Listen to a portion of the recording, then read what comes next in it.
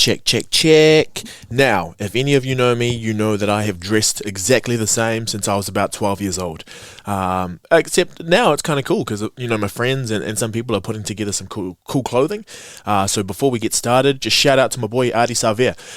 Firstly, for being the 70th captain of the New Zealand All Blacks, but also for your new drop. So Ardie's been dropping a lot of the South collection, not the, and a lot of it is just really cool messages. So he started this like a while ago, where all of his garments would have little, just reminders to yourself that you're a really cool person and that we're all super unique. So I've kind of got gear from all of those different drops, and today's t-shirt that I'm wearing, it's okay to make mistakes, to have bad days, to not be perfect, to do what's best for you, and to always be you. So for those who are looking on the YouTube or looking at the clips, bam, check that shit out. That is Ardie Savea's new clothes. So you want to go check that out, asav.co, or just look it up, follow him on Instagram and all that sort of stuff. He doesn't need my shout out.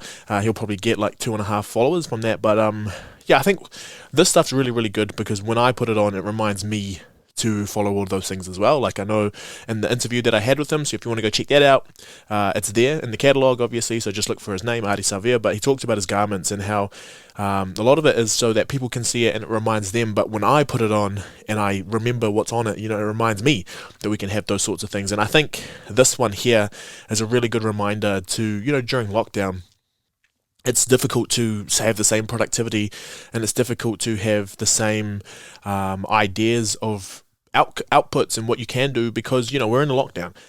We're not working at our regular desks. We don't have the same resources we always have.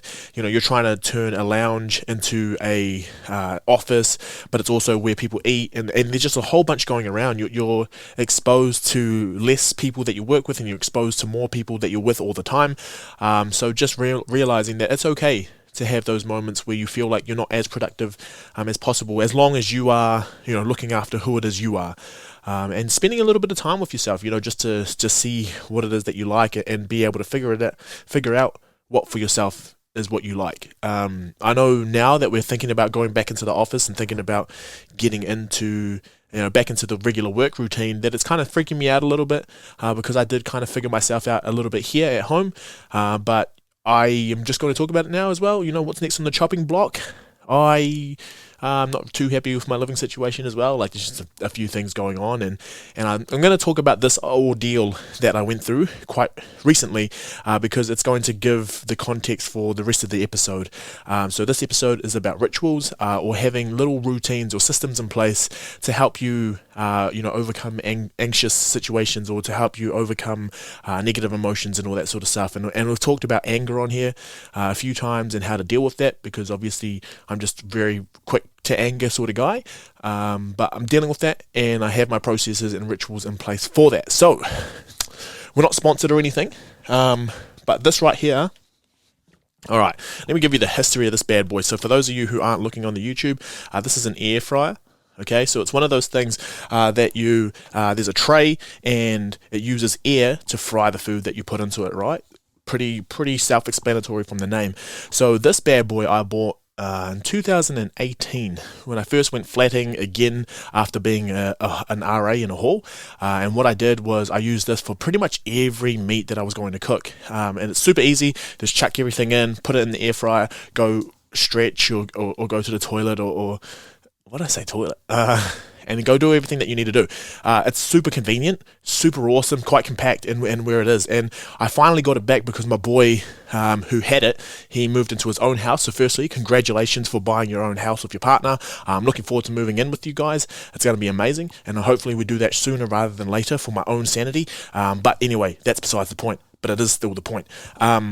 Anyway, yeah, I got it. I was super excited, telling everyone about it, and because I had got it, I made this huge thing about it. Went to the supermarket, got some kumara, got a whole heap of different veggies, got some carrots, got some red capsicums. What else was in there? Some taters, some tartars, potatoes, and just a whole bunch of things. Started cutting them up, getting ready for the roast veg. Got some broccolis, some beans, and put those on as well. And then the last, we marinated the chicken and put some little seasoning on that to put into the air fryer, so closer to the time that we're going to be cooking.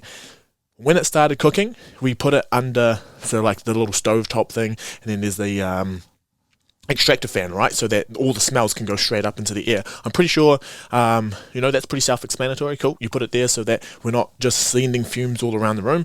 And then, if it's on a stove, right, this is where there's intelligent people who sometimes just don't quite get it.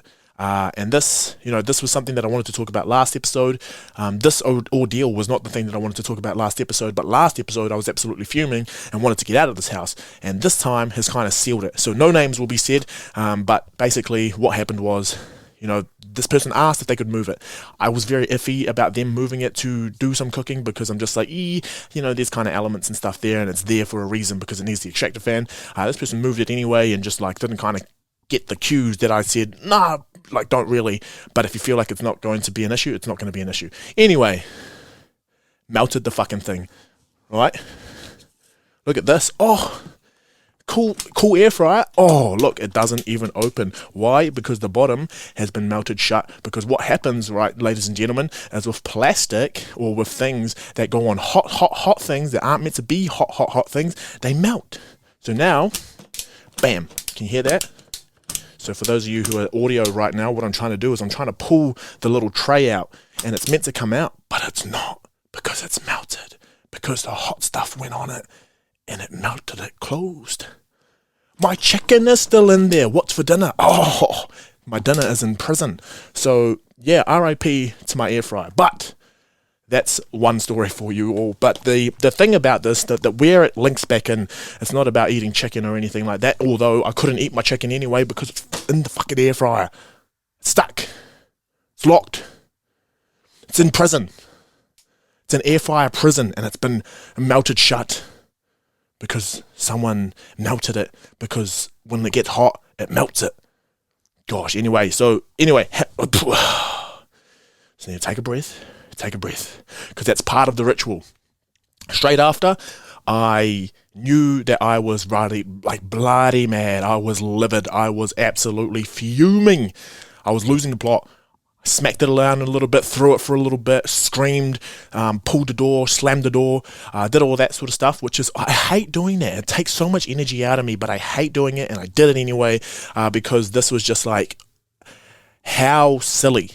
Like, this is the most silly thing, and I was so excited. This is the first time I'd used my air fryer, and I even went out and it's like, I shaved my legs and did everything, just so I could go see my favorite person, or this is the night that something's going to happen, and then it doesn't end up happening. Not that I was planning it, but usually you don't plan for someone to melt your air fryer. Anyway, that all went on, and I was fuming. I was livid. I could feel everything coming up, and I couldn't really sense too much. Like, I was getting to that area of blind rage, so that's why they called me the Hulk. But anyway, I fill out, so it's cool.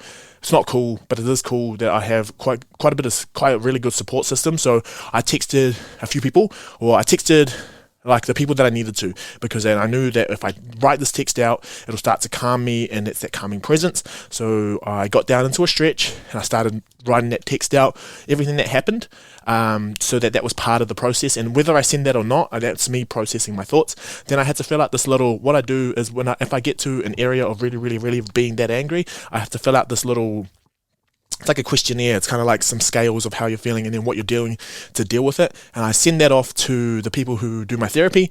And then if they feel like it's a dangerous situation, one of them will get in contact with me. That person got in contact with me to see how everything was. And then we just kind of assessed the whole situation, whether I was going to be safe or not, what is it that I need to do. And I already had my contingency plan put in place, and I said exactly what I was going to do, who I was going to see, if I was going to see anyone, but also that, I was back home safely, or, my plan was sorted. And they said, okay, right, seems like you've gone through it. And they congratulated me on how fast I actually got everything put in place, and that there was no real extra damage. Like, I got in the car to go drive somewhere so that I could remove myself from the situation. And in that sort of, when you hop into a car, when people get into a car, it's kind of not the first thing you'd think about doing, because it's kind of like, if you're that angry, are you going to be safe when you drive? But I had calmed myself down enough so that when I went to go move myself, I knew that I was going to be safe doing that. So that's my ritual. That was something that I took myself through to get myself into a place where I could, be good and be able to, deal with those negative emotions. Now, when we talk about rituals, a lot of people will think, you have to be part of a clan to do it. You have to do a Ouija board. You have to burn or sacrifice someone. But these rituals could be something really, really small. And what I want to talk about today is the significance of using rituals. And maybe not using the word ritual will help as well, but kind of like having a routine or a system, just to kind of help us through that situation. But anyway, it is a new week. It is a new song. And we are happy to be here. Good to be here. Love you. It goes 1, 2 step as I step inside. Slide left and right as I creep behind. Whisper something in your ear, lights up your eyes. For the rest of the night, your name tags is mine. Usually I don't hang around for long, but there's something about you that my heart is pounding for. Is it the way your hair sits on your shoulders, or the way you struggle for them losers? Trying to get to know ya, your aroma, your style, your persona. Plus me equals doing anything for ya. I hope I'm not being too forward or nothing, but the elegance and you moving, starting something. You pull me in closer, mix like ambrosia. Loud music mutes our lips in indulgence. I can feel your heart pounding up against my chest. I can sense your excitement to escape your dress. All the ladies in the area, let your hair down, don't be so serious. Give us a moment so you can be hearing us. Ride home with me and get prepared for fun. And if you're not infatuated by now, I got a space next to me for you to lie down. Turn your phone off, you don't need it right now. I see how you feel when we turn the lights out. And that is another song from the Teenage Us, and it's awesome to be able to share this stuff again and not be embarrassed about it. I was so embarrassed about it at the very, very beginning, but I think it's pretty cool. I think it's really, really cool that that's something that we created. And yes, I did use the word ambrosia, drinks mixed like ambrosia. Still iffy about that lyric. Like, did I really use a dessert? You know what ambrosia is? A little bit of cream, a little bit of yogurt, a little bit of marshmallow. And I don't like marshmallows, so why did I put it in there? Anyway, it was a good simile. Simile is like or as, and I used a simile. So yeah. Anyway, what's for dinner? Not chicken, because it's in the air fryer. It's locked. It's locked. It's melted. Anyway, but I went through my rituals to be able to get through that. So if we think about most people who get into rituals, I think the first thing that comes to your mind is someone doing a seance or burning sage or doing stuff to start a process of sacrificing someone, or being able to sacrifice someone so that we can bring someone else up from the dead, or we can curse someone. But rituals themselves are kind of like a practice that we take ourselves through to steady everything and kind of get the area ready, or get the environment as well as yourself ready for whatever it is, the task it is that you are getting going. So if you think about the flutters or the butterflies that you have in your stomach before anything, that's that anxiety, it's that nervousness, it's that uncertainty of the task at hand. If you think about when you get super, super angry about things, or when you're stepping into a new job, a new role, going to meet a new person, you have that sensation going all through your body. Like, everything's flying through you. And I remember the coolest thing that someone said was, it's normal to have butterflies, because if you don't have those butterflies, it means it's not something that matters to you. But also, the cool thing about those butterflies is that you can make them work for you, right? You can use them to hype you up. It's kind of like talking about arousal and excitement and all that sort of stuff. If you get too aroused and you can't control it, you're just going to lose the plot and be shaking everywhere and just, Ugh. But if you learn how to make those butterflies work for you, you can actually use that arousal to your advantage, and use that as the kind of energetic boost that you need, or something to actually kind of dial you in. But the use of a ritual is something that actually gets you to that point where you start to feel like you can actually do that task, and you can do it to the best of your ability. So being nervous, some people try to do stuff so that they don't feel nervous, but nervousness is a good thing sometimes. If you can control it properly, anything's really good if you can control it. But I asked Artie about it, and he still gets extremely nervous before every game. And that's at every level. It's not necessarily just when he's playing for the All Blacks, but most games of rugby, because it's something that really, really matters to him. So if we think about where our rituals are, and everything that we do is kind of like the step-by-step actions that lead to something that lead to whatever it is that you are going to do. So everything we do starts with one step, then that step then leads into an action. So that's where we, it's usually in those steps where before you're going to get to whatever it is that you're riddled with self-doubt, you're just like, am I going to be good enough? Oh gosh, what if I don't do this? What if I don't do that? And my kind of idea about all of this, and it's something that I've kind of employed, when I'm going forward with different things, is I may not be good enough, but that's stuff that I can't control. I don't know. All I can do is be as prepared as possible. So if I need to do a task and I know exactly what it is that I need to do, I need to break it down. Am I actually good at this task? Cool, I am good at those. If I'm not good at that task, who is the person that I need to go contact to either step in to do that part of the task for me, or can teach me enough skills to get me up to par? From there, I can only prepare myself as much as possible, because I can't control the other factors that are going on. So this is classic, bringing it into the things that you can control.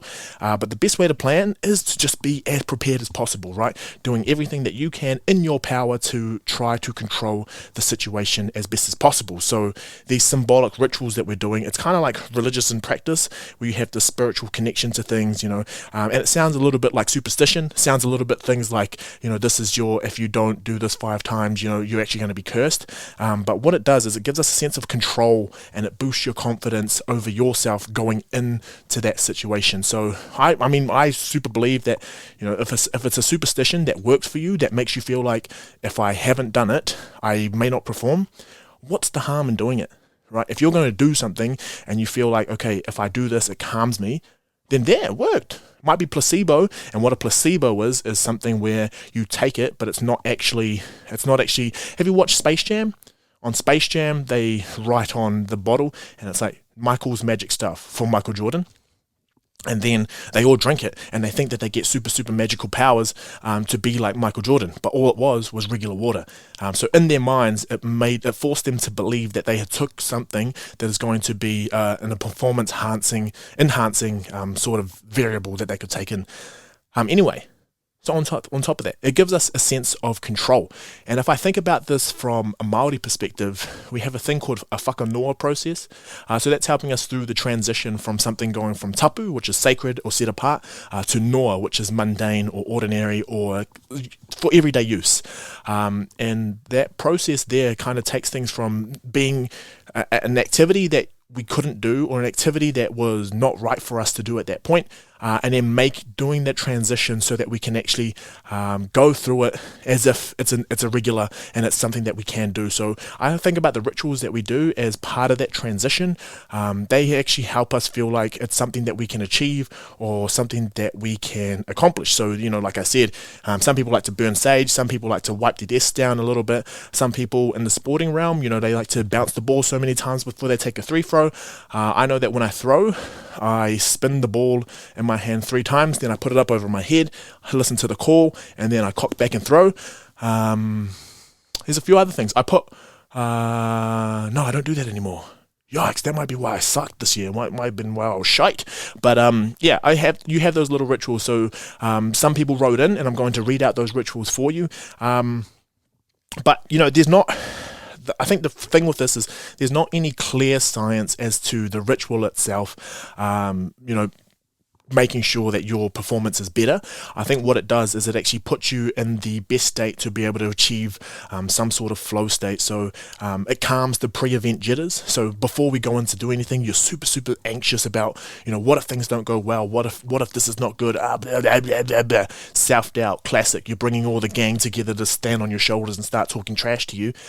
But what this can do is actually decrease your heart rate. It can decrease your scores of anxiety. So they've actually done studies where they got people to do some sort of pre-event ritual where do this so many times, scrunch this up, throw this in the bin, and they just did that. Then they did a task, and then after it, they measured what their level of anxiety was, what their heart rate and blood pressure was like during it, and what they found with those people who did that sort of pre-event ritual sort of thing actually had lower scores of all those sorts of things. So there's a whole bunch of things that go into that, but what I think it does is it makes you feel like you have been in control of the situation, or you're super in control of the things that you can control.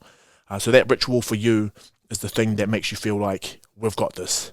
And the performance gap is just, that level of anxiety starts lower. So if there is any clarity or any moments during the event that you need to really focus, you're more likely to be able to focus because you're not clouded with that anxiety or that nervousness, or really that's just being scared of whatever the situation is. So usually I like to tell people how you can go about doing stuff, but with a ritual it's a little bit different. It's almost like a morning routine, or it's any routine. It needs to be something for you that has clear symbolic significance. So I link this to doing this, and sometimes, if you've done an event before and you've done that event so many times and you've had success with that event, whatever it is that you did beforehand, that's something that you want to do again. So for example, with my the best games of rugby that I felt that I've ever played, and the prep that I did to get into that, or the competitions that I've had for CrossFit where I had to get into it, there's something that I do pretty much like on the hour or on the minute prior to the kickoff of that event, where I'll do, eat a specific amount of food, would do so many minutes of different types of stretches, and I'll do like some breathing exercises that I need to do, but I try to keep it as close to that as possible, because I feel like if I can start to control that, as soon as I get to the event, I'm in control of the stuff that I'm in control of. And that goes for life. You have to control everything. I'm still hungry because my fucking chicken is melted in there, but I could always go get food elsewhere. I don't know, sorry to bring it back there, because what's for dinner? Not chicken! It's melted in there. Salmonella for everyone. Sorry. But I think, and with those rituals, they have to have some sort of significance. And I think the key thing is that we need to have its symbolic value or some sort of meaning. So you have to have meaning in the ritual that you are doing. What is the ritual that you are doing, and what is it that you're hoping to get out of doing this ritual? What ritual is this event tied to? And then from there, you need to have full attention. I think the thing with rituals, and you should see it when you get into our club rooms when people are starting to prepare, if they have their headphones on, no one talks to them, and if they go through their stuff, people get out of their way when they're getting prepared, because that is part of the ritual of amping up for a game. You need to pay clear attention. I think if you're going to be going through some sort of ritual, you need to be there in the ritual. You need to be present so that everything that you are doing is amping you up, and you're actually getting control of your proprioception, your body and your awareness in different spaces. And then from there, you just need to repeat it. Tie this ritual to the event that you are doing, so that you know that once you start doing this, you are preparing for this. If you don't have that clear, if you don't have that significant kind of, that thing where things come together, if you don't have that clear connection between the two of them, then it's going to be difficult for you to feel like you've done something to prepare yourself. Because if that's just something that you do willy-nilly and it changes every single time, you don't have that repetition to have that symbolic or significant connection between the two of them. Cool. So I think for everyone here to start off with this sort of stuff, it doesn't have to be anything huge or major. It can just be like a quick breathing exercise before you get into something. You can like a designated movie that you watch, or a scene of a movie, or different videos that you put aside, or a song, all those different things. You have to, if you can find it in the mundane, then you can pretty much carry out a ritual anywhere. Like if you have to do an ice bath, and then you have to like fly on a drone for 22 minutes, and then you have to like all of those sorts of things. What happens if you are, put off and you don't actually have that equipment with you, or you don't have access to the stuff that you want? It's really going to throw your ritual off. So it needs to be something that, say you're put in an exam situation, what is it that I can get to be able to do all of that? So just on top of that, I have got a few things that people have written in, and they have nothing to do with air fryers, but hopefully all your air fryers are not melted. Cool. So Tanya, he says what he does is he blasts music 30 minutes before an exam to stop overthinking. So that's what, like, if you stop the overthinking, you can stop the overthinking. You can stop the anxiety of everything, because if you listen to your music and you are present with the ritual that you are doing, that's you there. Right, that's you there. You're in the zone. You're starting to think about that and channel everything else out, because the exam is the only thing that you need to focus on. Thank you, Tanya. Ariel says, hold on, let's just make sure this is in. Okay, so she sets aside a glass of water and takes 20 minutes to feel every single negative emotion. That's very good. She's getting present. She's starting to feel what it is that's happening inside of her, to be aware of the emotions that are going on inside her. She screams, cries, or whatever, and then after about 20 minutes, she drinks her glass of water in one go and goes and does the shit that she needs to do to be a bad bitch. It actually says it there, okay? I didn't say that. I didn't say that. I said it, but I was reiterating. Cool. So that's just one of those things where I think it's similar to the rejection stuff, where, you know, you acknowledge it, you take it all in, and then you go through your processes to be able to get rid of that emotion, or you start to process that emotion within you, and then from there you breathe. Do you feel better? Can you actually go forward? And then you go forward and conquer. Very good. Thank you so much for that. Ganatha, pray and breathe consciously. The consciously, like I said, that brings you back to actually being present with whatever it was you were doing. You're clocking in with your own self. You're starting to see that this is what I need to do. I'm here right now. And the prayer, some people really like to use the prayer. The prayer settles them. The prayer makes them feel like, this is we're going to be watched over, or I've done my prayer now, and we're going to have the support that we need, and I'm going to support myself as well, because on top of that we have my boy Maoli, who also says for exams, he says a prayer once the exam starts and one after. Just helps with confidence. Of course, if it's going to help with confidence, why not do it? It's not detrimental in any way, unless you have to sacrifice someone, or you have to stab yourself, or give blood to something. All of those small little things that you could do, like whispering things, or saying a little chant to yourself to be able to get you into that mode, if it's going to help you breathe and be able to find clarity in that moment, then sure, go for it.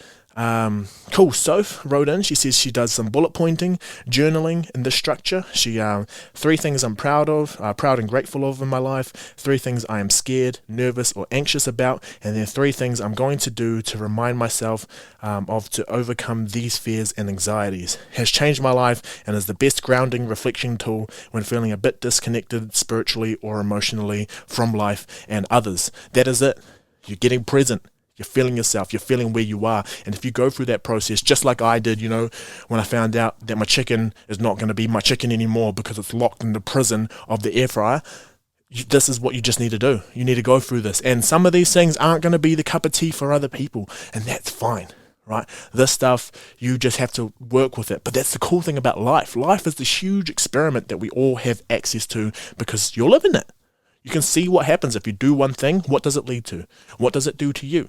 If it works for you, great. If it doesn't, that's fine. But you don't have to go tell other people that this works or this doesn't, because that's an N of one. You are that one. If it doesn't work for you, doesn't necessarily mean it won't work for other people, but all of these things are just things that you have to play with and find. But once again, find a symbolic reasoning for the ritual that you are doing. Make sure that you are present when you are carrying out your ritual, and make sure that you have repetition.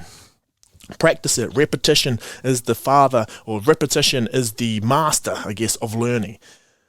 Right? If you go through it over and over and over again, you can start to see. And if you can link it to the times that you have performed the best, it's going to make you feel like this is something that is going to really, really keep you going. So remember, every single day, we pretty much do things, or we go into different things where we're going to feel a little bit nervous. Right? This doesn't necessarily apply to the person who's going to step out on the field to be an All Black. This also applies to the person who's going to meet someone, who's going to go to a meeting with someone about a future possible job. Maybe meeting a future partner. Maybe going to a new class, of an exercise class that you've been wanting to do for a long time, or a language class, you wanted to learn te reo. These are all different things that they're going to have that self-doubt beforehand. And for all you guys out there, here's what I actually do. So before kickoff, literally as the ref starts to say, red captain ready, blah, blah, blah, captain ready, before the kickoff, I do a quick karakia under my breath, and then it usually finishes just as the whistle blows. And if I get there, I know we're good to go. So yeah, I mean, I say karakia for my sorts of things, but I also have a very, very long process, and it's part of my morning routine pre-game. And then when I was at high school and when I was at uni, when I started at uni, this is going to sound really gross, but I had exam undies, and they were the Hulk. They had the Hulk on them. So pretty much for 4 years of uni, I wore this pair of undies to all of my exams. Eek. And they had the Hulk on them. And I had back-to-back exams some days, so they had a lot of good juice in there. But anyway, yeah, love you all. Thank you so much. Remember to check out this clothing here. If you want to check it out, my boy Artie laying us down proper. And I like the pink. He's used a lot of pink in this new drop. I got the shorts as well. I've got the shorts on. They're class. They are class. But yeah, so if you want to go check that out, it's there. It's all for an awesome cause, and it's all spreading a really, really good message. So anyway, have a great week. Manuia Levaiaso, and just look after yourselves. Love each other. Find a ritual that you can do, and if you do, message me in, and we'll see how it all goes. So anyway, love you all. Take care, and enjoy your week.